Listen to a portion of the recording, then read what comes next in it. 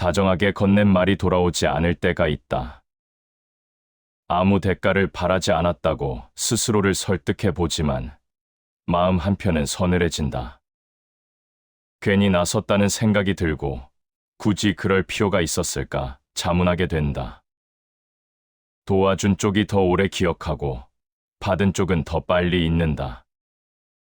이 간극에서 마음이 상한다. 처음에는 작은 호의였다. 말 한마디, 시간 조금, 마음 한 조각.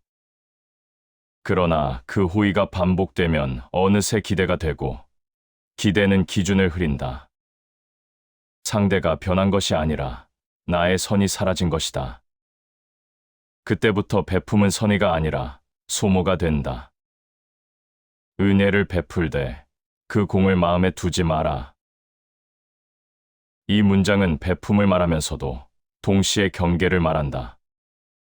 주고도 마음에 남기지 못한다면 그 베품은 이미 나를 해치고 있다. 많은 사람은 베풀면서도 마음속에 계산을 남긴다. 감사받고 싶은 마음, 알아주길 바라는 마음, 다음에도 지켜지길 바라는 마음, 이 마음이 쌓이는 순간 관계는 기울기 시작한다. 사람은 고마움보다 익숙함에 더 빨리 젖는다. 처음에는 고개를 숙이던 사람도 어느 순간부터는 당연하게 받아들인다. 그 변화는 아주 조용히 일어난다. 그래서 더 아프다. 배신당했다기보다 스스로를 소모시켰다는 느낌이 남는다. 집착은 괴로움의 시작이다. 베품에 집착이 섞일 때 마음은 반드시 흔들린다. 주지 않으면 불안해지고 주고 나서도 편안하지 않다. 이쯤 되면 베품이 아니라 매달림이다. 상대를 붙잡기 위한 행동, 관계를 유지하기 위한 몸부림, 이런 베품은 결국 상처로 돌아온다. 어떤 사람은 친절을 계속 시험한다. 어디까지 주는지, 언제까지 참는지, 어디서 멈추는지. 기준이 없는 베품은 이 시험을 끝내지 못한다. 그래서 지혜로운 사람은 주는 양보다 멈추는 시점을 더 신중히 정한다. 인간은 타인의 선의에 가장 쉽게 익숙해진다. 이 말은 인간의 본성을 정확히 찌른다. 선의는 고마움보다 빠르게 일상이 된다. 일상이 된 선의는 더 이상 감사의 대상이 아니다. 그 자리에 남는 것은 요구다. 그리고 그 요구를 감당하는 쪽의 마음은 점점 마른다. 괜히 베풀었다는 말 속에는 후회만 담겨 있지 않다. 스스로를 지키지 못했다는 자책이 숨어 있다. 분명 좋은 마음으로 시작했는데 왜 끝은 이렇게 무거운지 그 이유는 단순하다. 베품에는 마음을 지키는 선이 필요했기 때문이다. 지나침은 모자람과 같다. 이 말은 행동의 크기가 아니라 균형을 말한다. 베품도 다르지 않다. 많이 주는 것이 문제가 아니라 나를 잃는 것이 문제다. 기준 없는 친절은 관계를 살리는 것이 아니라 흐리게 만든다. 이 이야기는 차갑게 살라는 말이 아니다. 주지 말라는 경고도 아니다. 다만 주는 사람의 마음이 먼저 지켜져야 한다는 이야기다. 마음이 상하기 시작했다면 이미 신호는 충분히 울리고 있다. 왜 어떤 베품은 관계를 깊게 만들고 왜 어떤 베품은 마음만 남기고 사라지는지 그 차이는 선의의 크기가 아니라 기준의 유무에 있다. 이 기준을 잃는 순간 베품은 미덕이 아니라 부담이 된다. 이제는 묻게 된다. 나는 정말로 주고 있었는지 아니면 잃지 않기 위해 내주고 있었는지. 마음을 다치게 한 베품에는 공통된 구조가 있다. 누군가의 부탁을 들어주면서도 마음 한구석이 편치 않았던 순간이다. 주고 나서 오히려 피곤해지고 괜히 했다는 생각이 드는 경험이다. 그때 사람은 상대를 탓하지만 정작 중요한 지점은 다른 곳에 있다. 배품이 문제였던 것이 아니라 그 배품이 어떤 상태에서 나왔는지가 문제였다. 배품은 원래 가볍다. 여유가 있을 때 나오는 행동이기 때문이다. 그러나 마음에 여유가 없을 때의 배품은 다르다. 거절이 두려워서, 관계가 깨질까봐, 미움받기 싫어서 내어준 것은 선의처럼 보이지만 속은 이미 긴장으로 굳어 있다. 이 상태에서의 배품은 마음을 회복시키지 못한다. 오히려 조금씩 갉아먹는다. 마음이 넉넉하면 남을 헤아릴 수 있고, 마음이 좁으면 스스로를 잃는다. 이 문장은 배품의 출발점을 정확히 짚는다. 배품은 상대를 위한 행동이기 전에 먼저 나의 상태를 반영하는 행위다. 마음이 이미 좁아진 상태에서 베풀면 그 행동은 오래가지 못하고 반드시 탈이 난다. 많은 사람은 베풀면서 자신도 모르게 선을 넘는다. 원래는 한 번의 호의였지만 두 번째부터는 습관이 되고 세 번째부터는 의무처럼 느껴진다. 이때부터 마음은 말하지 않는 계산을 시작한다. 이 정도는 알아주겠지. 이제는 나도 좀 챙겨주겠지. 그러나 기대는 대부분 어긋난다. 그 어긋남이 마음을 상하게 만든다. 베풀되 드러내지 말고 행하되 마음에 쌓지 마라. 이 말은 베품의 깊이를 말하면서도 동시에 위험을 경고한다. 베품이 마음에 쌓이는 순간 그것은 더 이상 순수한 행위가 아니다. 쌓인 마음은 언젠가 꺼내지게 되고 꺼내진 순간 관계는 흔들린다. 그래서 지혜로운 태도는 주었으면 흘려보내는 것이다. 그러나 그게 되지 않는다면 처음부터 넘기지 말았어야 할 선이 있었던 것이다.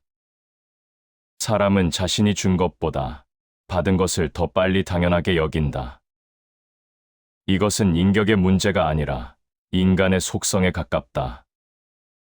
그래서 베품은 늘 조심스러워야 한다. 상대를 시험하지 않기 위해서가 아니라 나 자신을 보호하기 위해서다. 군자는 의를 따르고 소인은 이익을 따른다. 이 문장은 베품의 기준을 다시 세워준다. 여기서 말하는 의는 상대를 만족시키는 일이 아니라 스스로 납득할 수 있는 선택이다. 베풀고 나서 마음이 흐트러지지 않는가, 후회나 억울함이 남지 않는가. 그 질문에 흔들림 없이 고개를 끄덕일 수 있다면 그 베품은 의에 가깝다. 반대로 이미 마음이 무거워졌다면 그 행동은 기준을 벗어난 것이다. 베품은 관계를 이어주는 다리가 될 수도 있지만 때로는 경계를 흐리는 안개가 되기도 한다. 계속 주기만 하는 관계에서는 서로의 자리가 분명해지지 않는다. 한쪽은 버티고 한쪽은 기대는 구조가 된다. 이 구조는 오래 갈수록 불균형해진다. 그리고 결국 가장 먼저 지치는 쪽은 늘 조용히 참아온 사람이다. 억지로 하지 않으면 다스려지지 않는 것이 없다. 이 문장은 멈춤의 가치를 말한다. 베품 역시 마찬가지다. 억지로 이어가는 친절은 관계를 부드럽게 만들지 않는다. 오히려 숨을 막히게 한다. 잠시 멈추었을 때 드러나는 것이 있다. 상대의 태도, 관계의 본질, 그리고 나의 마음 상태다. 이 멈춤은 단절이 아니라 정리다. 베품이 마음을 상하게 만들기 시작했다면 이미 기준은 무너지고 있다. 그때 필요한 것은 더 많은 이해도, 더 큰 인내도 아니다. 단지 한 걸음 물러서서 이 행동이 지금의 나에게 가능한지 조용히 묻는 일이다. 베품은 줄수록 아름다워지는 것이 아니라 지킬 수 있을 때 의미를 가진다. 마음이 다치지 않는 선에서 머무를 때, 그때의 베품은 가볍고 오래간다. 이 기준을 놓치지 않는 것, 그것이 첫 번째로 지켜야 할 지혜다. 베품이 가장 힘들어지는 순간은 누군가가 변했을 때가 아니다. 처음에는 기꺼운 마음으로 시작했던 행동이 어느새 하지 않으면 마음이 불편해지는 일이 되었을 때다. 할 수 있어서 했던 일이 해야만 하는 일이 되고, 괜찮아서 내주었던 것이 당연한 몫처럼 느껴지기 시작하면, 그때부터 베품은 서서히 무게를 갖는다. 거절하지 못한 이유가 선이었는지, 아니면 불안이었는지 스스로 헷갈리기 시작하는 순간, 마음은 이미 조금씩 지쳐간다.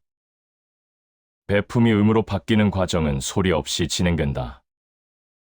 누가 강요하지 않아도, 특별한 사건이 없어도 사람은 스스로에게 기준을 높여간다.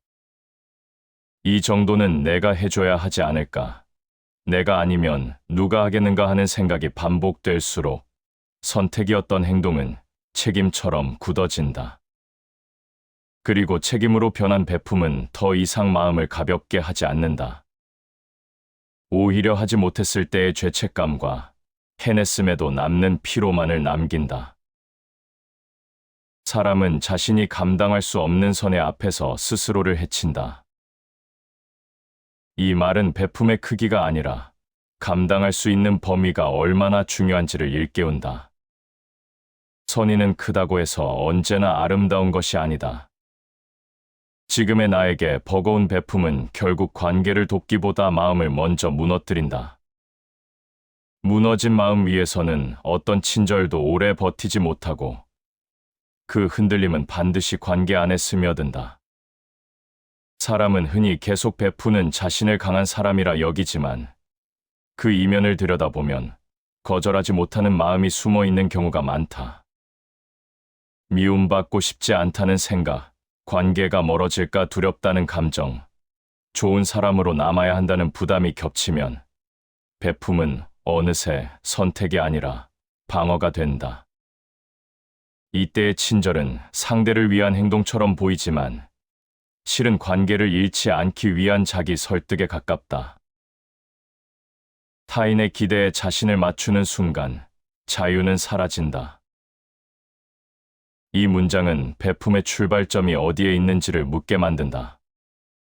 자유에서 나온 베품은 주고 나서도 마음이 남지만, 기대에 맞춘 베품은 주고 나면 늘 다음을 걱정하게 된다. 한 번의 친절은 고마움이 되지만, 반복된 친절은 기준이 되고, 그 기준을 지키지 못하는 날에는 관계가 불편해진다. 이 불편함을 피하기 위해 사람은 더 애쓰고, 그만큼 마음은 더 빨리 달아간다. 의무로 변한 베품에는 쉼이 없다. 잠시 멈추는 것조차 관계를 깨뜨릴 것처럼 느껴지고, 그래서 스스로를 다독이며 다시 한 번 더 내어준다. 이번만 넘기면 괜찮아질 것 같고, 조금만 더 참으면 편해질 것 같다는 생각이 이어지지만, 이런 베품은 마음을 회복시키지 못한다. 오히려 자신을 점점 작아지게 만들 뿐이다. 자기 자신을 잃으면서까지 지켜야 할 관계는 없다. 이 말은 베품의 방향을 다시 돌려 세운다. 관계를 지키기 위해 나를 계속 소모해야 한다면 그 관계는 이미 균형을 잃고 있다. 베품은 관계를 이어주는 다리가 될 수는 있지만 자신을 지워가며 버텨야 하는 증명은 아니다. 자신을 잃지 않는 선에서만 베품은 오래 남는다. 의무가 된 베품은 결국 흔적을 남긴다. 말투에 조급함이 섞이고 사소한 일에도 쉽게 피로해지며 이유 없는 거리감이 생긴다. 그때 사람은 뒤늦게 스스로에게 묻게 된다. 왜 이렇게까지 해야 했는지, 언제부터 이것이 당연해졌는지를 말이다. 이 질문이 늦어질수록 마음에 남는 상처는 깊어진다. 사람의 마음은 쌓이면 반드시 드러난다. 쌓아둔 감정은 언젠가 다른 모습으로 나타난다. 섭섭함으로, 무력감으로, 혹은 말없는 거리로. 그래서 베품에는 중간에 멈춰 서서 돌아보는 시간이 필요하다. 이 행동이 여전히 선택인지 아니면 이미 의무가 되었는지를 조용히 점검하는 순간이다. 베품은 끊임없이 이어져야 할 의무가 아니다. 멈출 수 있어야 다시 가볍게 시작할 수 있고, 쉬어도 괜찮은 관계라야 오래간다. 주지 않아도 불안하지 않고, 거절해도 나를 잃지 않는 상태에서의 베품만이 마음을 상하게 하지 않는다. 이 기준을 다시 세우는 것, 그것이 두 번째로 지켜야 할 중요한 지혜다. 베품이 마음을 상하게 만드는 이유를 곱씹다 보면 많은 사람이 결국 한 지점에서 멈춘다. 왜 그렇게까지 해주었는데 돌아오는 것은 아무것도 없었는지에 대한 의문이다. 처음에는 고마워하던 사람이 어느 순간부터는 아무렇지 않게 받아들이고 그 친절이 마치 원래부터 주어져야 할 것처럼 여겨지는 순간 마음은 조용히 식어간다. 그러나 이 장면을 조금만 더 들여다보면 그 변화는 배려의 부족이 아니라 인간의 익숙함에서 비롯된 경우가 많다. 사람은 도움을 받는데 익숙해지는 속도가 생각보다 빠르다. 처음에는 감사가 앞서지만 반복되면 그것은 곧 일상이 된다. 일상이 된 친절은 더 이상 특별한 것이 아니고 특별하지 않은 것에는 감정이 붙지 않는다. 이 과정은 누군가의 의도가 나빠서가 아니라 인간의 자연스러운 감정, 흐름 속에서 일어난다. 그래서 베품을 계속하는 사람만이 이 변화를 예민하게 느끼고 받은 사람은 거의 인식하지 못한 채 지나간다. 사람은 익숙해진 은혜를 의무로 착각한다. 이 문장은 섭섭함의 방향을 바꿔 생각하게 만든다. 받는 사람이 변했다고 단정하기 전에 인간이 익숙함 앞에서 얼마나 쉽게 감정을 내려놓는 존재인지 떠올리게 한다. 그래서 베품에서 가장 위험한 순간은 상대가 고마움을 잃었을 때가 아니라 내가 계속 고마움을 기대하고 있을 때다. 그 기대는 말하지 않아도 마음속에서 자라고 그만큼 어긋났을 때의 실망도 커진다. 베푸는 쪽은 종종 자신이 한 행동을 오래 기억한다. 언제, 얼마나, 어떤 마음으로 내어주었는지를 또렷이 떠올린다. 반면 받는 쪽은 그 순간의 도움보다 그 도움 이후의 일상에 더 빨리 적응한다. 이 기억의 온도 차이가 쌓이면 한쪽은 서운해지고 다른 한쪽은 이유를 알지 못한 채 관계의 온도 변화를 느낀다. 이때 많은 오해가 생긴다. 사람의 마음은 받은 것보다 익숙해진 것에 더 쉽게 머문다. 이 말은 관계의 균형을 다시 보게 한다. 베품이 계속될수록 고마움이 줄어드는 것이 아니라 기준이 바뀌는 것이다. 그래서 처음에 친절이 나중에는 기본이 되고 기본이 된 친절은 더 이상 언급되지 않는다. 이 흐름을 이해하지 못하면 베품은 늘 섭섭함을 동반하게 된다. 사람은 본래 악해서 고마움을 잊는 것이 아니다. 편해졌기 때문에 잊는다. 그리고 그 편안함은 대개 누군가의 배려 위에서 만들어진다. 이 사실을 알면 마음은 조금 가벼워진다. 상대를 탓하기보다 내가 어디까지 편안함을 허용했는지를 돌아보게 되기 때문이다. 상대의 반응보다 자신의 선택을 먼저 살펴야 한다. 이 문장은 베품의 시선을 바깥에서 안쪽으로 돌려준다. 받는 사람의 태도에 마음이 흔들릴수록 나는 더 많은 것을 기대하고 있었다는 신호일 수 있다. 베품이 가벼웠다면 반응이 적어도 마음은 덜 상한다. 마음이 상했다는 것은 이미 나도 모르게 그 행동의 의미를 얹고 있었다는 뜻이다. 관계에서 생기는 피로는 대개 말하지 않은 기대에서 시작된다. 나는 아무 말도 하지 않았지만 마음속에서는 이미 답을 기다리고 있었다. 고마움의 표현, 태도의 변화, 혹은 다음번의 배려를. 그러나 그 기대가 충족되지 않을 때 사람은 침묵 속에서 실망을 키운다. 이 실망이 반복되면 베품은 점점 무거워진다. 기대는 관계를 흐리게 만드는 가장 조용한 감정이다. 이 말처럼 기대는 드러나지 않기에 더 위험하다. 상대는 모르는 사이에 부담을 지게 되고 나는 모르는 사이에 상처를 쌓는다. 그래서 베품이 편안하려면 기대가 최소한으로 정리되어야 한다. 주고 나서 아무것도 바라지 않는다는 말이 아니라 바라게 될 마음이 생기기 전에 멈출 줄 아는 기준이 필요하다. 받는 사람이 익숙해지는 것은 피할 수 없다. 그러나 그 익숙함이 관계를 무너뜨리게 할지 안정시키게 할지는 베푸는 쪽의 기준에 달려 있다. 계속 주어야만 유지되는 관계라면 그 관계는 이미 한쪽으로 기울어져 있다. 베품은 관계를 붙잡는 도구가 아니라 여유가 있을 때 흘러가는 마음이어야 한다. 이제는 이해할 수 있다. 상대가 달라진 것이 아니라 관계의 무게가 한쪽으로 쏠렸다는 것을. 이 깨달음은 섭섭함을 없애기보다 마음을 정리하게 만든다. 그리고 이 정리 위에서만 베품은 다시 가벼워질 수 있다. 베품을 계속해야 할지 멈춰야 할지를 판단하는 순간은 대개 분명하지 않다. 대단한 사건이 일어나서가 아니라 마음속에서 아주 작은 변화가 반복되기 때문이다. 예전에는 아무렇지 않던 일이 조금 버겁게 느껴지고 주고 나서도 편안하지 않은 감정이 남는다.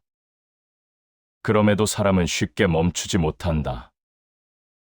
멈추는 순간 관계가 달라질까봐, 괜히 내가 냉정해 보일까봐, 혹은 스스로를 이기적인 사람으로 여기게 될까봐 마음이 먼저 움츠러든다. 하지만 마음은 말보다 빠르다. 이미 여러 차례 신호를 보내고 있었는데 우리는 그 신호를 애써 무시해왔을 뿐이다. 베품이 자연스러울 때는 설명이 필요 없지만 억지로 이어질 때는 늘 이유가 따라붙는다. 이번만 도와주면 괜찮을 것 같다는 생각, 여기서 거절하면 분위기가 어색해질 것 같다는 걱정, 이런 마음이 반복되기 시작했다면 이미 선은 흔들리고 있다. 마음이 먼저 지치면 행동은 뒤늦게 무너진다. 이 문장은 멈춤의 시점을 감정에서 찾게 만든다. 몸이 먼저 쓰러지기 전에 마음이 먼저 신호를 보내듯 베품 역시 감정이 먼저 반응한다. 주기 전부터 망설여지고 준 뒤에는 이유 없는 피로가 남는다면 그 행동은 더 이상 여유에서 나오지 않는다. 이때 필요한 것은 더 큰 이해가 아니라 자신의 상태를 인정하는 태도다. 베품을 멈춰야 할 첫 번째 신호는 감사의 유무가 아니라 마음의 평온이다. 상대가 고마워하더라도 내 마음이 계속 불편하다면 그 베품은 이미 나를 벗어나 있다. 반대로 고마움이 적더라도 마음이 가볍다면 그 행동은 여전히 건강하다. 그래서 기준은 늘 바깥이 아니라 안쪽에 있다. 내가 통제할 수 없는 것에 마음을 맡기지 마라. 이 말은 베품을 다시 나의 영역으로 되돌려 놓는다. 상대의 반응, 관계의 향방, 평가와 오해는 내가 통제할 수 없는 영역이다. 그럼에도 그 결과에 마음을 맡긴 채 베풀고 있다면 그 행동은 오래 지속되기 어렵다. 통제할 수 있는 것은 단 하나, 지금의 내가 이 행동을 감당할 수 있는지에 대한 판단뿐이다. 두 번째 신호는 기대의 발생이다. 처음에는 아무것도 바라지 않았다고 생각했지만 어느 순간부터 마음속에서 계산이 시작된다. 이 정도 했으니 이쯤은 돌아오겠지. 다음에는 나를 조금 더 배려해 주겠지 하는 생각이 스치기 시작한다. 이 기대는 말로 드러나지 않기에 더 위험하다. 충족되지 않을 때의 실망은 고스란히 마음에 쌓이고 그 무게는 결국 관계를 흔든다. 기대가 생기는 순간 관계는 무거워진다. 이 문장은 베품과 기대 사이의 미묘한 경계를 짚는다. 기대가 전혀 없는 베품은 드물지만 기대를 관리하지 못한 베품은 반드시 피로를 남긴다.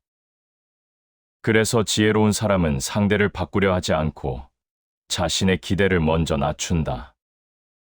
혹은 그 기대가 생기기 전에 조용히 멈춘다.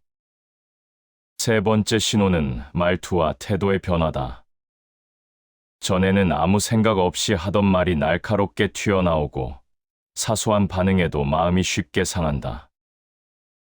이것은 성격이 변한 것이 아니라 마음이 이미 한계에 가까워졌다는 신호다. 베품이 누적될수록 감정이 메말라 간다는 사실을 이 변화는 솔직하게 보여준다. 참는 것으로 유지되는 관계는 오래 가지 못한다. 이 말은 베품의 지속 조건을 분명히 한다. 계속 참아야만 이어지는 관계라면 그 관계는 이미 균형을 잃었다. 베품은 인내의 시험이 아니라 여유의 표현이어야 한다. 여유가 사라졌다면 잠시 멈추는 것은 관계를 해치는 행동이 아니라 오히려 관계를 지키는 선택이 될 수 있다. 멈춘다는 것은 끊는다는 뜻이 아니다. 거리를 둔다는 것은 차갑게 돌아선다는 의미도 아니다. 그저 지금의 나를 기준으로 행동의 속도를 조절하는 일이다. 이 조절이 없을 때 베품은 쉽게 의무가 되고 의무는 곧 마음의 짐이 된다. 베품을 멈춰야 할 때는 대개 이미 늦기 직전이다. 그래서 신호를 알아차렸다면 크게 설명하지 않아도 된다. 조용히 한 걸음 물러서도 괜찮고 이전만큼 하지 않아도 된다. 그 변화 앞에서 무너지는 관계라면 애초에 나의 과도한 희생 위에 서 있었던 것이다. 마음이 보내는 신호를 존중하는 것, 그것은 이기적인 선택이 아니라 가장 현실적인 배려다. 이 기준을 지킬 때 베품은 다시 숨을 고르고 관계 역시 불필요한 긴장 없이 이어질 수 있다. 베품으로 마음이 상했다는 경험은 사실 베품 자체에 대한 실패가 아니다. 그보다는 기준 없이 계속 이어졌던 마음의 사용법에 대한 피로에 가깝다. 그래서 마지막으로 남아야 할 질문은 이것이다. 앞으로는 베풀지 말아야 하는가가 아니라 어떻게 베풀어야 마음이 남는가다. 이 질문에 답이 생기는 순간 베품은 다시 가벼워질 수 있다. 베품이 편안할 때에는 설명이 필요 없다. 주고 나서 후회가 없고 다음을 걱정하지 않으며 마음이 조용히 제자리로 돌아온다. 반대로 기준이 흐려진 베품은 늘 뒷말을 남긴다. 이번이 마지막이라는 다짐, 다음에는 좀 달라지길 바라는 기대, 알아주지 않음에 대한 서운함이 따라붙는다. 이 차이는 선의의 크기가 아니라 기준의 유무에서 비롯된다. 자연스러우면 다투지 않고 억지면 반드시 어긋난다. 이 말은 베품의 가장 중요한 원칙을 말한다. 자연스럽게 흘러나온 친절은 관계를 해치지 않지만 억지로 유지된 선의는 결국 어딘가를 비틀어 놓는다. 그래서 지혜로운 베품은 힘을 주지 않는다. 할 수 있을 때 하고 그렇지 않을 때는 멈춘다. 이 단순한 태도가 마음을 오래 지켜준다. 베품의 기준은 상대의 상황이 아니라 나의 상태에서 시작되어야 한다. 지금 이 행동이 내 하루를 무겁게 만들지는 않는지, 주고 난 뒤에도 나를 존중하는 감정이 남아있는지 스스로에게 묻는 것이다. 이 질문에 고개를 끄덕일 수 있다면 그 베품은 아직 건강하다. 그러나 망설임이 반복된다면 잠시 거리를 두는 것도 충분히 옳은 선택이다. 분수에 맞지 않으면 선도해가 된다. 이 문장은 선의에도 한계가 있음을 분명히 한다. 아무리 좋은 뜻이라도 지금의 나를 넘어서는 순간 그것은 부담이 된다. 부담으로 이어진 베품은 관계를 맑게 하지 못하고 결국 마음의 흔적을 남긴다. 그래서 분수를 지키는 태도는 이기심이 아니라 관계를 오래 가게 하는 지혜다. 베품을 다시 가볍게 만드는 또 하나의 기준은 되돌림을 기대하지 않는 태도다. 되돌아오길 바라는 마음이 생겼다면 이미 그 베품은 순수함에서 멀어지고 있다. 물론 아무 기대도 하지 않는다는 말은 아니다. 다만 그 기대가 커지기 전에 스스로 멈출 줄 아는 감각이 필요하다는 뜻이다. 이 감각이 있을 때 마음은 덜 상하고 관계는 덜 흔들린다. 자신에게 부끄럽지 않은 선택이 가장 오래 간다. 이 문장은 베품의 기준을 다시 나에게로 돌려준다. 상대가 어떻게 받아들이는가 보다 이 선택을 한 내가 나 자신을 존중할 수 있는지가 더 중요하다. 스스로에게 납득되는 베품은 시간이 지나도 후회로 남지 않는다. 그 선택이 조용히 마음을 지탱해준다. 베품에는 반드시 회복의 여지가 있어야 한다. 주고 나서도 다시 채워질 수 있어야 하고 쥐어도 괜찮은 공간이 남아 있어야 한다. 계속 비워내기만 하는 마음은 언젠가 고갈된다. 그래서 기준 있는 베품은 언제나 멈춤을 포함한다. 이 멈춤이 있어야 다시 진심으로 건넬 수 있다. 자기 자신을 소모시키는 선의는 오래가지 못한다. 이 말은 마지막으로 남아야 할 경고다. 선이라는 이름으로 자신을 계속 깎아내리면 결국 남는 것은 공허함뿐이다. 반대로 나를 지키는 선의는 오래 남고 관계도 그 위에서 숨을 쉰다. 그래서 베품의 완성은 더 주는 데 있지 않고 지킬 줄 아는 데 있다. 이제는 알 수 있다. 베품이 마음을 상하게 했던 이유는 내가 너무 많이 주어서가 아니라 너무 오래 나를 살피지 않고 내주었기 때문이다. 이 기준을 마음에 두는 것만으로도 앞으로의 베품은 이전보다 훨씬 조용하고 훨씬 편안해질 수 있다. 괜히 베풀지 않아도 된다. 마음이 남는 자리에서만 천천히 내어주면 된다. 그렇게 이어지는 베품만이 관계도 나 자신도 함께 지켜준다. 다시 반복해서 들어보시겠습니다. 다정하게 건넨 말이 돌아오지 않을 때가 있다. 아무 대가를 바라지 않았다고 스스로를 설득해 보지만 마음 한편은 서늘해진다. 괜히 나섰다는 생각이 들고 굳이 그럴 필요가 있었을까 자문하게 된다. 도와준 쪽이 더 오래 기억하고 받은 쪽은 더 빨리 잊는다. 이 간극에서 마음이 상한다. 처음에는 작은 호의였다. 말 한마디, 시간 조금, 마음 한 조각. 그러나 그 호의가 반복되면 어느새 기대가 되고 기대는 기준을 흐린다. 상대가 변한 것이 아니라 나의 선이 사라진 것이다. 그때부터 베품은 선의가 아니라 소모가 된다. 은혜를 베풀되 그 공을 마음에 두지 마라. 이 문장은 베품을 말하면서도 동시에 경계를 말한다.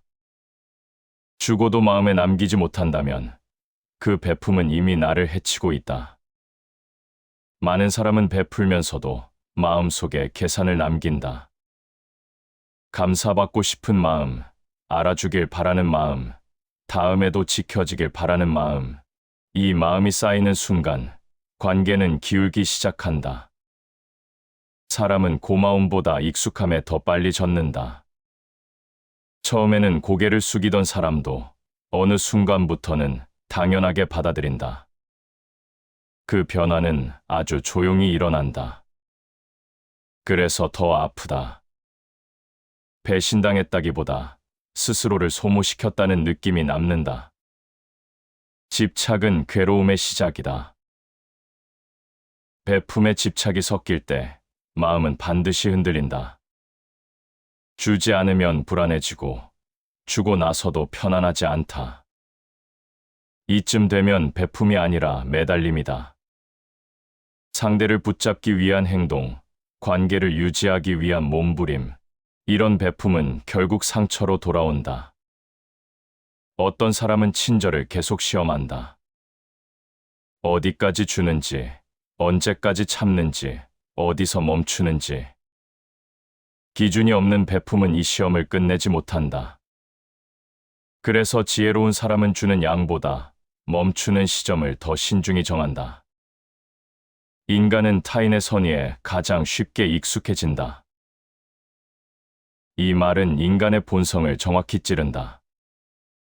선의는 고마움보다 빠르게 일상이 된다. 일상이 된 선의는 더 이상 감사의 대상이 아니다.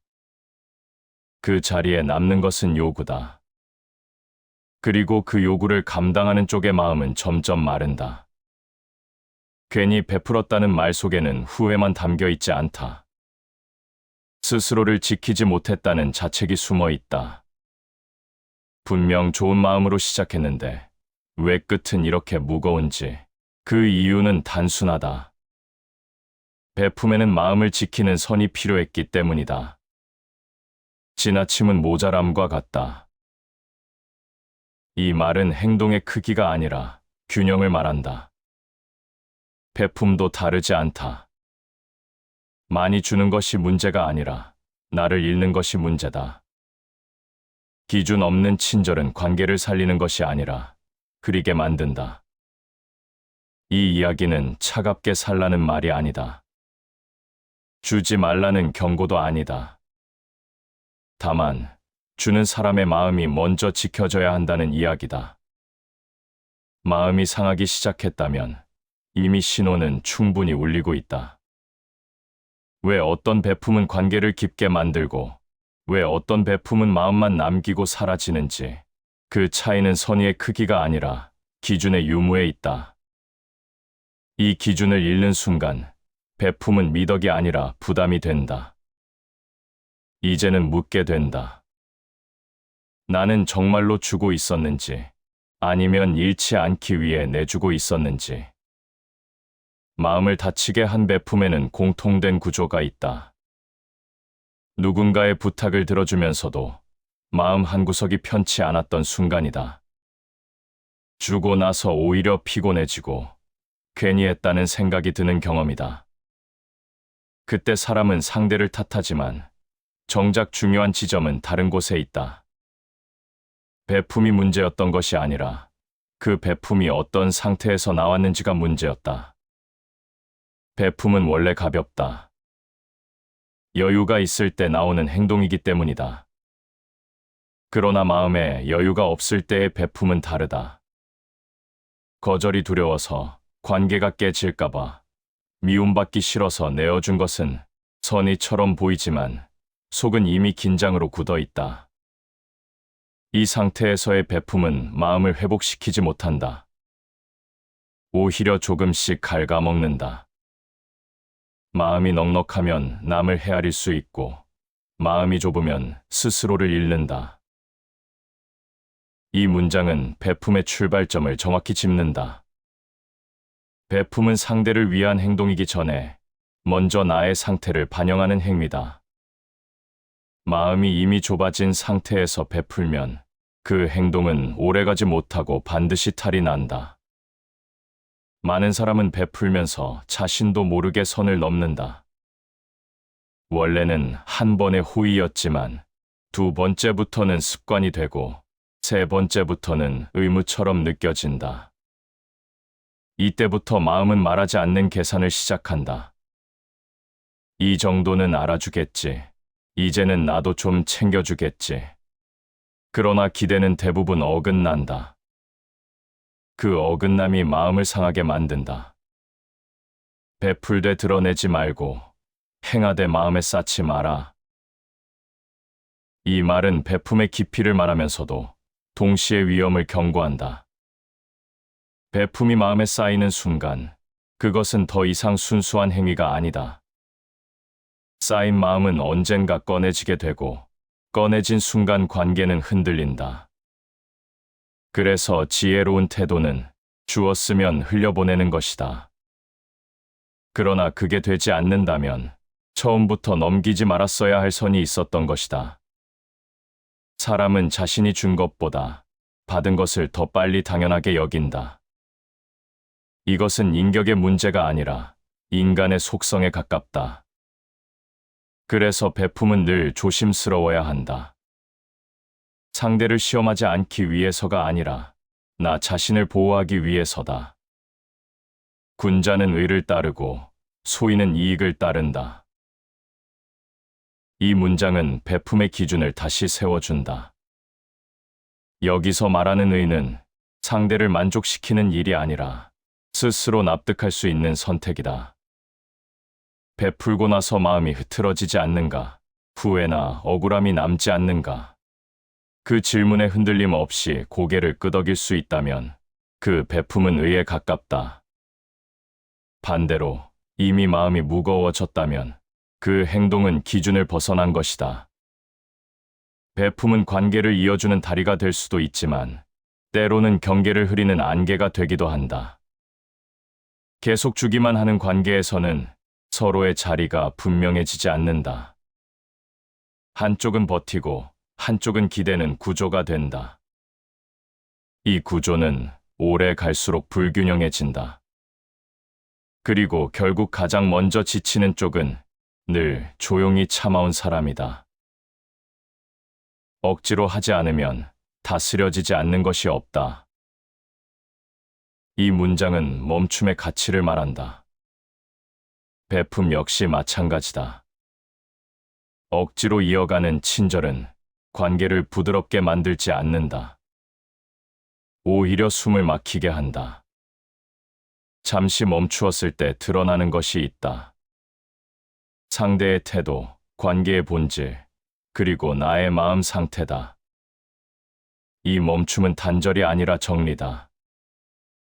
베품이 마음을 상하게 만들기 시작했다면 이미 기준은 무너지고 있다. 그때 필요한 것은 더 많은 이해도, 더 큰 인내도 아니다. 단지 한 걸음 물러서서 이 행동이 지금의 나에게 가능한지 조용히 묻는 일이다. 베품은 줄수록 아름다워지는 것이 아니라 지킬 수 있을 때 의미를 가진다. 마음이 다치지 않는 선에서 머무를 때, 그때의 베품은 가볍고 오래간다. 이 기준을 놓치지 않는 것, 그것이 첫 번째로 지켜야 할 지혜다. 베품이 가장 힘들어지는 순간은 누군가가 변했을 때가 아니다. 처음에는 기꺼운 마음으로 시작했던 행동이 어느새 하지 않으면 마음이 불편해지는 일이 되었을 때다. 할 수 있어서 했던 일이 해야만 하는 일이 되고, 괜찮아서 내주었던 것이 당연한 몫처럼 느껴지기 시작하면 그때부터 베품은 서서히 무게를 갖는다. 거절하지 못한 이유가 선이었는지 아니면 불안이었는지 스스로 헷갈리기 시작하는 순간 마음은 이미 조금씩 지쳐간다. 베품이 의무로 바뀌는 과정은 소리 없이 진행된다. 누가 강요하지 않아도, 특별한 사건이 없어도 사람은 스스로에게 기준을 높여간다. 이 정도는 내가 해줘야 하지 않을까? 내가 아니면 누가 하겠는가 하는 생각이 반복될수록 선택이었던 행동은 책임처럼 굳어진다. 그리고 책임으로 변한 베품은 더 이상 마음을 가볍게 하지 않는다. 오히려 하지 못했을 때의 죄책감과 해냈음에도 남는 피로만을 남긴다. 사람은 자신이 감당할 수 없는 선의 앞에서 스스로를 해친다. 이 말은 베품의 크기가 아니라 감당할 수 있는 범위가 얼마나 중요한지를 일깨운다. 선의는 크다고 해서 언제나 아름다운 것이 아니다. 지금의 나에게 버거운 베품은 결국 관계를 돕기보다 마음을 먼저 무너뜨린다. 무너진 마음 위에서는 어떤 친절도 오래 버티지 못하고 그 흔들림은 반드시 관계 안에 스며든다. 사람은 흔히 계속 베푸는 자신을 강한 사람이라 여기지만 그 이면을 들여다보면 거절하지 못하는 마음이 숨어 있는 경우가 많다. 미움받고 싶지 않다는 생각, 관계가 멀어질까 두렵다는 감정, 좋은 사람으로 남아야 한다는 부담이 겹치면 베품은 어느새 선택이 아니라 방어가 된다. 이때의 친절은 상대를 위한 행동처럼 보이지만 실은 관계를 잃지 않기 위한 자기 설득에 가깝다. 타인의 기대에 자신을 맞추는 순간 자유는 사라진다. 이 문장은 베품의 출발점이 어디에 있는지를 묻게 만든다. 자유에서 나온 베품은 주고 나서도 마음이 남지만 기대에 맞춘 베품은 주고 나면 늘 다음을 걱정하게 된다. 한 번의 친절은 고마움이 되지만 반복된 친절은 기준이 되고 그 기준을 지키지 못하는 날에는 관계가 불편해진다. 이 불편함을 피하기 위해 사람은 더 애쓰고 그만큼 마음은 더 빨리 달아간다. 의무로 변한 베품에는 쉼이 없다. 잠시 멈추는 것조차 관계를 깨뜨릴 것처럼 느껴지고 그래서 스스로를 다독이며 다시 한 번 더 내어준다.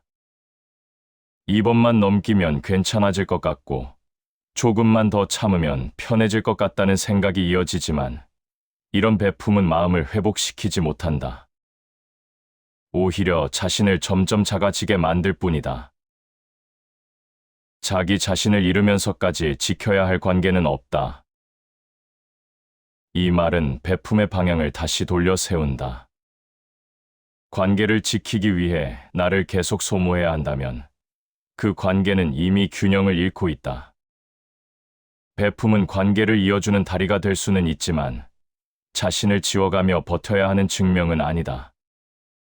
자신을 잃지 않는 선에서만 베품은 오래 남는다. 의무가 된 베품은 결국 흔적을 남긴다. 말투에 조급함이 섞이고 사소한 일에도 쉽게 피로해지며 이유 없는 거리감이 생긴다. 그때 사람은 뒤늦게 스스로에게 묻게 된다. 왜 이렇게까지 해야 했는지, 언제부터 이것이 당연해졌는지를 말이다. 이 질문이 늦어질수록 마음에 남는 상처는 깊어진다. 사람의 마음은 쌓이면 반드시 드러난다. 쌓아둔 감정은 언젠가 다른 모습으로 나타난다. 섭섭함으로, 무력감으로, 혹은 말없는 거리로. 그래서 베품에는 중간에 멈춰 서서 돌아보는 시간이 필요하다. 이 행동이 여전히 선택인지 아니면 이미 의무가 되었는지를 조용히 점검하는 순간이다. 베품은 끊임없이 이어져야 할 의무가 아니다. 멈출 수 있어야 다시 가볍게 시작할 수 있고 쉬어도 괜찮은 관계라야 오래간다. 주지 않아도 불안하지 않고 거절해도 나를 잃지 않는 상태에서의 베품만이 마음을 상하게 하지 않는다. 이 기준을 다시 세우는 것, 그것이 두 번째로 지켜야 할 중요한 지혜다. 베품이 마음을 상하게 만드는 이유를 곱씹다 보면 많은 사람이 결국 한 지점에서 멈춘다. 왜 그렇게까지 해주었는데 돌아오는 것은 아무것도 없었는지에 대한 의문이다.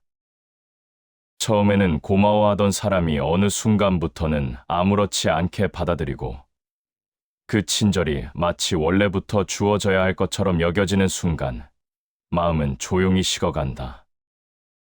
그러나 이 장면을 조금만 더 들여다보면 그 변화는 배려의 부족이 아니라 인간의 익숙함에서 비롯된 경우가 많다. 사람은 도움을 받는데 익숙해지는 속도가 생각보다 빠르다. 처음에는 감사가 앞서지만 반복되면 그것은 곧 일상이 된다. 일상이 된 친절은 더 이상 특별한 것이 아니고 특별하지 않은 것에는 감정이 붙지 않는다. 이 과정은 누군가의 의도가 나빠서가 아니라 인간의 자연스러운 감정, 흐름 속에서 일어난다. 그래서 베품을 계속하는 사람만이 이 변화를 예민하게 느끼고 받은 사람은 거의 인식하지 못한 채 지나간다. 사람은 익숙해진 은혜를 의무로 착각한다.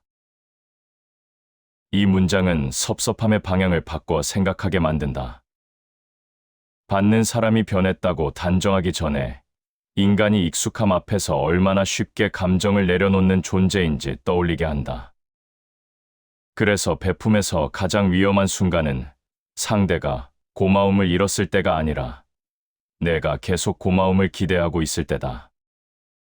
그 기대는 말하지 않아도 마음속에서 자라고 그만큼 어긋났을 때의 실망도 커진다. 베푸는 쪽은 종종 자신이 한 행동을 오래 기억한다. 언제, 얼마나, 어떤 마음으로 내어주었는지를 또렷이 떠올린다. 반면 받는 쪽은 그 순간의 도움보다 그 도움 이후의 일상에 더 빨리 적응한다. 이 기억의 온도 차이가 쌓이면 한쪽은 서운해지고 다른 한쪽은 이유를 알지 못한 채 관계의 온도 변화를 느낀다. 이때 많은 오해가 생긴다. 사람의 마음은 받은 것보다 익숙해진 것에 더 쉽게 머문다. 이 말은 관계의 균형을 다시 보게 한다. 베품이 계속될수록 고마움이 줄어드는 것이 아니라 기준이 바뀌는 것이다. 그래서 처음에 친절이 나중에는 기본이 되고 기본이 된 친절은 더 이상 언급되지 않는다. 이 흐름을 이해하지 못하면 베품은 늘 섭섭함을 동반하게 된다. 사람은 본래 악해서 고마움을 잊는 것이 아니다. 편해졌기 때문에 잊는다. 그리고 그 편안함은 대개 누군가의 배려 위에서 만들어진다. 이 사실을 알면 마음은 조금 가벼워진다. 상대를 탓하기보다 내가 어디까지 편안함을 허용했는지를 돌아보게 되기 때문이다. 상대의 반응보다 자신의 선택을 먼저 살펴야 한다. 이 문장은 베품의 시선을 바깥에서 안쪽으로 돌려준다. 받는 사람의 태도에 마음이 흔들릴수록 나는 더 많은 것을 기대하고 있었다는 신호일 수 있다. 베품이 가벼웠다면 반응이 적어도 마음은 덜 상한다. 마음이 상했다는 것은 이미 나도 모르게 그 행동의 의미를 얹고 있었다는 뜻이다. 관계에서 생기는 피로는 대개 말하지 않은 기대에서 시작된다. 나는 아무 말도 하지 않았지만 마음속에서는 이미 답을 기다리고 있었다. 고마움의 표현, 태도의 변화, 혹은 다음번의 배려를. 그러나 그 기대가 충족되지 않을 때 사람은 침묵 속에서 실망을 키운다. 이 실망이 반복되면 베품은 점점 무거워진다. 기대는 관계를 흐리게 만드는 가장 조용한 감정이다. 이 말처럼 기대는 드러나지 않기에 더 위험하다. 상대는 모르는 사이에 부담을 지게 되고 나는 모르는 사이에 상처를 쌓는다. 그래서 베품이 편안하려면 기대가 최소한으로 정리되어야 한다. 주고 나서 아무것도 바라지 않는다는 말이 아니라 바라게 될 마음이 생기기 전에 멈출 줄 아는 기준이 필요하다. 받는 사람이 익숙해지는 것은 피할 수 없다. 그러나 그 익숙함이 관계를 무너뜨리게 할지 안정시키게 할지는 베푸는 쪽의 기준에 달려 있다. 계속 주어야만 유지되는 관계라면 그 관계는 이미 한쪽으로 기울어져 있다. 베품은 관계를 붙잡는 도구가 아니라 여유가 있을 때 흘러가는 마음이어야 한다. 이제는 이해할 수 있다. 상대가 달라진 것이 아니라 관계의 무게가 한쪽으로 쏠렸다는 것을. 이 깨달음은 섭섭함을 없애기보다 마음을 정리하게 만든다. 그리고 이 정리 위에서만 베품은 다시 가벼워질 수 있다. 베품을 계속해야 할지 멈춰야 할지를 판단하는 순간은 대개 분명하지 않다. 대단한 사건이 일어나서가 아니라 마음속에서 아주 작은 변화가 반복되기 때문이다. 예전에는 아무렇지 않던 일이 조금 버겁게 느껴지고 주고 나서도 편안하지 않은 감정이 남는다. 그럼에도 사람은 쉽게 멈추지 못한다. 멈추는 순간 관계가 달라질까봐, 괜히 내가 냉정해 보일까봐, 혹은 스스로를 이기적인 사람으로 여기게 될까봐 마음이 먼저 움츠러든다. 하지만 마음은 말보다 빠르다. 이미 여러 차례 신호를 보내고 있었는데 우리는 그 신호를 애써 무시해왔을 뿐이다. 베품이 자연스러울 때는 설명이 필요 없지만 억지로 이어질 때는 늘 이유가 따라붙는다. 이번만 도와주면 괜찮을 것 같다는 생각, 여기서 거절하면 분위기가 어색해질 것 같다는 걱정.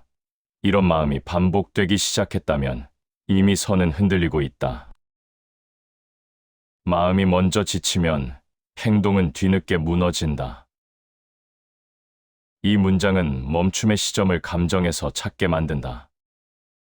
몸이 먼저 쓰러지기 전에 마음이 먼저 신호를 보내듯 베품 역시 감정이 먼저 반응한다. 주기 전부터 망설여지고 준 뒤에는 이유 없는 피로가 남는다면 그 행동은 더 이상 여유에서 나오지 않는다. 이때 필요한 것은 더 큰 이해가 아니라 자신의 상태를 인정하는 태도다. 베품을 멈춰야 할 첫 번째 신호는 감사의 유무가 아니라 마음의 평온이다. 상대가 고마워하더라도 내 마음이 계속 불편하다면 그 베품은 이미 나를 벗어나 있다.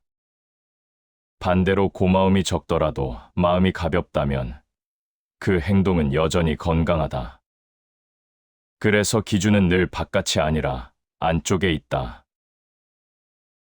내가 통제할 수 없는 것에 마음을 맡기지 마라. 이 말은 베품을 다시 나의 영역으로 되돌려 놓는다. 상대의 반응, 관계의 향방, 평가와 오해는 내가 통제할 수 없는 영역이다. 그럼에도 그 결과에 마음을 맡긴 채 베풀고 있다면 그 행동은 오래 지속되기 어렵다. 통제할 수 있는 것은 단 하나, 지금의 내가 이 행동을 감당할 수 있는지에 대한 판단뿐이다. 두 번째 신호는 기대의 발생이다. 처음에는 아무것도 바라지 않았다고 생각했지만 어느 순간부터 마음속에서 계산이 시작된다. 이 정도 했으니 이쯤은 돌아오겠지. 다음에는 나를 조금 더 배려해 주겠지 하는 생각이 스치기 시작한다. 이 기대는 말로 드러나지 않기에 더 위험하다. 충족되지 않을 때의 실망은 고스란히 마음에 쌓이고 그 무게는 결국 관계를 흔든다. 기대가 생기는 순간 관계는 무거워진다. 이 문장은 베품과 기대 사이의 미묘한 경계를 짚는다. 기대가 전혀 없는 베품은 드물지만 기대를 관리하지 못한 베품은 반드시 피로를 남긴다. 그래서 지혜로운 사람은 상대를 바꾸려 하지 않고 자신의 기대를 먼저 낮춘다. 혹은 그 기대가 생기기 전에 조용히 멈춘다. 세 번째 신호는 말투와 태도의 변화다. 전에는 아무 생각 없이 하던 말이 날카롭게 튀어나오고 사소한 반응에도 마음이 쉽게 상한다. 이것은 성격이 변한 것이 아니라 마음이 이미 한계에 가까워졌다는 신호다. 베품이 누적될수록 감정이 메말라 간다는 사실을 이 변화는 솔직하게 보여준다. 참는 것으로 유지되는 관계는 오래 가지 못한다. 이 말은 베품의 지속 조건을 분명히 한다. 계속 참아야만 이어지는 관계라면 그 관계는 이미 균형을 잃었다. 베품은 인내의 시험이 아니라 여유의 표현이어야 한다. 여유가 사라졌다면 잠시 멈추는 것은 관계를 해치는 행동이 아니라 오히려 관계를 지키는 선택이 될 수 있다. 멈춘다는 것은 끊는다는 뜻이 아니다. 거리를 둔다는 것은 차갑게 돌아선다는 의미도 아니다. 그저 지금의 나를 기준으로 행동의 속도를 조절하는 일이다. 이 조절이 없을 때 베품은 쉽게 의무가 되고 의무는 곧 마음의 짐이 된다. 베품을 멈춰야 할 때는 대개 이미 늦기 직전이다. 그래서 신호를 알아차렸다면 크게 설명하지 않아도 된다. 조용히 한 걸음 물러서도 괜찮고 이전만큼 하지 않아도 된다. 그 변화 앞에서 무너지는 관계라면 애초에 나의 과도한 희생 위에 서 있었던 것이다. 마음이 보내는 신호를 존중하는 것, 그것은 이기적인 선택이 아니라 가장 현실적인 배려다. 이 기준을 지킬 때 베품은 다시 숨을 고르고 관계 역시 불필요한 긴장 없이 이어질 수 있다. 베품으로 마음이 상했다는 경험은 사실 베품 자체에 대한 실패가 아니다. 그보다는 기준 없이 계속 이어졌던 마음의 사용법에 대한 피로에 가깝다. 그래서 마지막으로 남아야 할 질문은 이것이다. 앞으로는 베풀지 말아야 하는가가 아니라 어떻게 베풀어야 마음이 남는가다. 이 질문에 답이 생기는 순간 베품은 다시 가벼워질 수 있다. 베품이 편안할 때에는 설명이 필요 없다. 주고 나서 후회가 없고 다음을 걱정하지 않으며 마음이 조용히 제자리로 돌아온다. 반대로 기준이 흐려진 베품은 늘 뒷말을 남긴다. 이번이 마지막이라는 다짐, 다음에는 좀 달라지길 바라는 기대, 알아주지 않음에 대한 서운함이 따라붙는다. 이 차이는 선의의 크기가 아니라 기준의 유무에서 비롯된다. 자연스러우면 다투지 않고 억지면 반드시 어긋난다. 이 말은 베품의 가장 중요한 원칙을 말한다. 자연스럽게 흘러나온 친절은 관계를 해치지 않지만 억지로 유지된 선의는 결국 어딘가를 비틀어 놓는다. 그래서 지혜로운 베품은 힘을 주지 않는다. 할 수 있을 때 하고 그렇지 않을 때는 멈춘다. 이 단순한 태도가 마음을 오래 지켜준다. 베품의 기준은 상대의 상황이 아니라 나의 상태에서 시작되어야 한다. 지금 이 행동이 내 하루를 무겁게 만들지는 않는지, 주고 난 뒤에도 나를 존중하는 감정이 남아있는지 스스로에게 묻는 것이다. 이 질문에 고개를 끄덕일 수 있다면 그 베품은 아직 건강하다. 그러나 망설임이 반복된다면 잠시 거리를 두는 것도 충분히 옳은 선택이다. 분수에 맞지 않으면 선도 해가 된다. 이 문장은 선의에도 한계가 있음을 분명히 한다. 아무리 좋은 뜻이라도 지금의 나를 넘어서는 순간 그것은 부담이 된다. 부담으로 이어진 베품은 관계를 맑게 하지 못하고 결국 마음의 흔적을 남긴다. 그래서 분수를 지키는 태도는 이기심이 아니라 관계를 오래 가게 하는 지혜다. 베품을 다시 가볍게 만드는 또 하나의 기준은 되돌림을 기대하지 않는 태도다. 되돌아오길 바라는 마음이 생겼다면 이미 그 베품은 순수함에서 멀어지고 있다. 물론 아무 기대도 하지 않는다는 말은 아니다. 다만 그 기대가 커지기 전에 스스로 멈출 줄 아는 감각이 필요하다는 뜻이다. 이 감각이 있을 때 마음은 덜 상하고 관계는 덜 흔들린다. 자신에게 부끄럽지 않은 선택이 가장 오래 간다. 이 문장은 베품의 기준을 다시 나에게로 돌려준다. 상대가 어떻게 받아들이는가 보다 이 선택을 한 내가 나 자신을 존중할 수 있는지가 더 중요하다. 스스로에게 납득되는 베품은 시간이 지나도 후회로 남지 않는다. 그 선택이 조용히 마음을 지탱해준다. 베품에는 반드시 회복의 여지가 있어야 한다.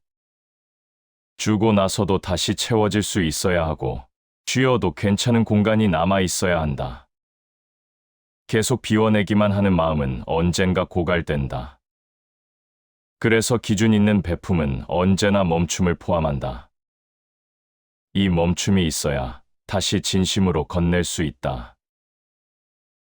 자기 자신을 소모시키는 선의는 오래가지 못한다. 이 말은 마지막으로 남아야 할 경고다. 선이라는 이름으로 자신을 계속 깎아내리면 결국 남는 것은 공허함뿐이다. 반대로 나를 지키는 선의는 오래 남고 관계도 그 위에서 숨을 쉰다. 그래서 베품의 완성은 더 주는 데 있지 않고 지킬 줄 아는 데 있다. 이제는 알 수 있다. 베품이 마음을 상하게 했던 이유는 내가 너무 많이 주어서가 아니라 너무 오래 나를 살피지 않고 내주었기 때문이다. 이 기준을 마음에 두는 것만으로도 앞으로의 베품은 이전보다 훨씬 조용하고 훨씬 편안해질 수 있다. 괜히 베풀지 않아도 된다. 마음이 남는 자리에서만 천천히 내어주면 된다. 그렇게 이어지는 배품만이 관계도 나 자신도 함께 지켜준다. 시청해 주셔서 감사합니다.